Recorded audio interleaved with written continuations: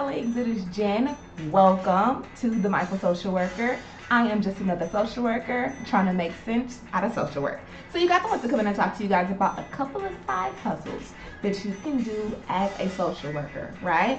First things first, make sure you're checking out the Etsy shop where at the Mindful Social Worker we have stickers and printables just for social workers. First things first, for some people, not everybody, but for some people who got into the social work profession, possibly became LCSW, got licensed, things like that, many people strive to open their private practice. Now, the good thing about opening your private practice as a side hustle, it's just that, a side hustle. Meaning you can take 1 or 2 clients for the month, and you can be bringing in upwards to $500 to $1,000 just by having, a specific payment plan, possibly giving out or offering packages. You just want to make sure when it comes to your private practice that it is not a conflict of interest with your current employer. So that's a side hustle, right? You don't have to take on 10 clients. You don't have to take on 15 clients, because me and you know that if you're going to still be working as a social worker, taking on other clients, or your own clients, can be a lot on your plate. If you take on maybe like I said 1 or 2, maybe you're charging them somewhere between $75 to $100 a session, and you're doing that once a week, possibly on Saturday, on a Sunday, on an off day.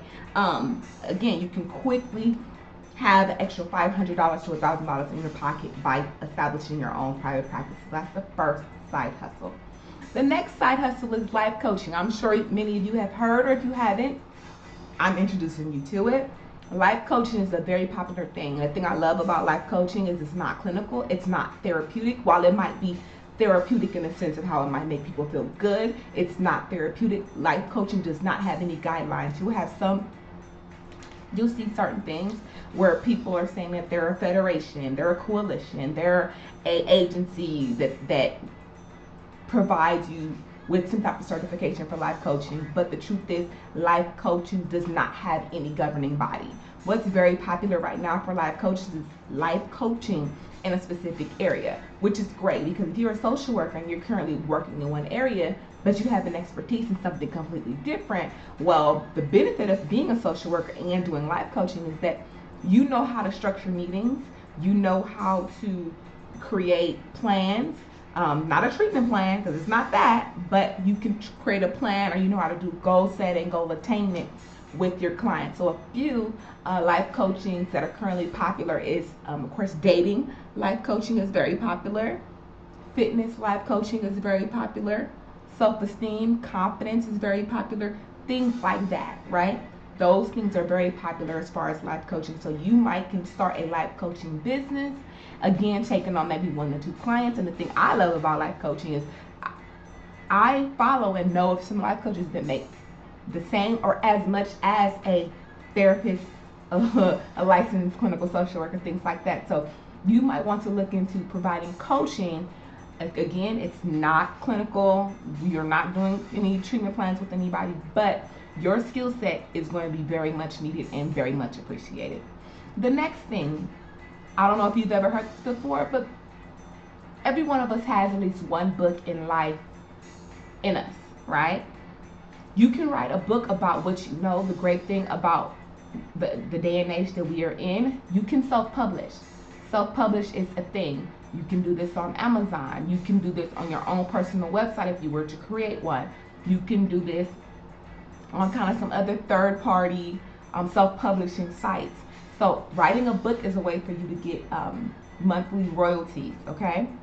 The next thing is courses. There is something that you know, again, something that may have nothing to do with social work. You might be a great braider. You might be a great coder. You might be into fitness. You might be into drawing, playing the piano. There's so many different things that you possibly can teach a course on. And the great thing, again, about doing a course is there are these platforms that actually encourage you to use their platform as your place where you sell your course. So there's places such as Udemy, and there are places such as Skillshare, where you put a course out, you get a profit of the course that you sell, right? Of course, nothing will beat you selling your course from person to client, but when you first start up creating courses, it's definitely great to go to a place like Skillshare or Udemy because they already have a built-in audience that may be looking for what you're already offering.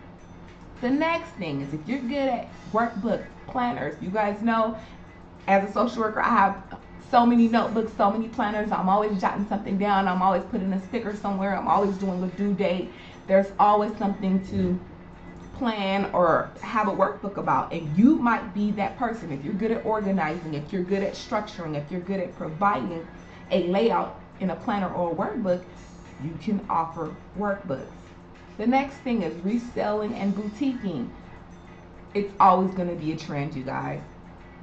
Say, for example, you open up, my favorite is an eBay store. And say you just start with just a couple of little knickknacks around your home, you know. Say if you have a coffee maker that you don't use anymore and you put it on eBay and somebody buys it from you, you are now in the resale business. Or say, for example, you purchase, some hair accessories and you purchase them for $100 for $5 and you sell those same things for $2 a piece. You just turned $5 into $200, right? Because you had a boutique, but it is also part of reselling. So that's definitely something you want to look into.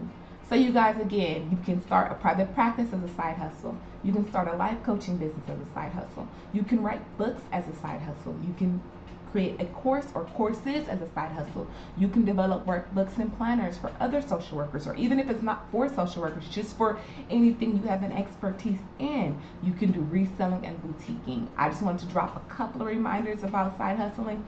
A side hustle is not supposed to turn into a job. If you're doing anything and it starts to feel like a second job, then you have to rethink if it's actually a side hustle. The next thing is, do not let anyone on the internet lie to you. If you're going to start any one of these things, you're going to have to eventually build your audience one by one, right? Also, go to places that have built-in traffic that can send traffic to what you already have. Built-in traffic is just what it sounds like. If you go sell a t-shirt on Amazon, it's more than likely to get viewed than if you sell that on your independent platform. Why? You don't have traffic going to that platform yet. But if you go to Amazon and you build a clientele from there, that same clientele might go looking for your personal site, but you first went to a site that had its own built-in traffic. Then you have to think about, when you're going to get into any one of these side hustles, you have to think about how you're going to promote and market your business.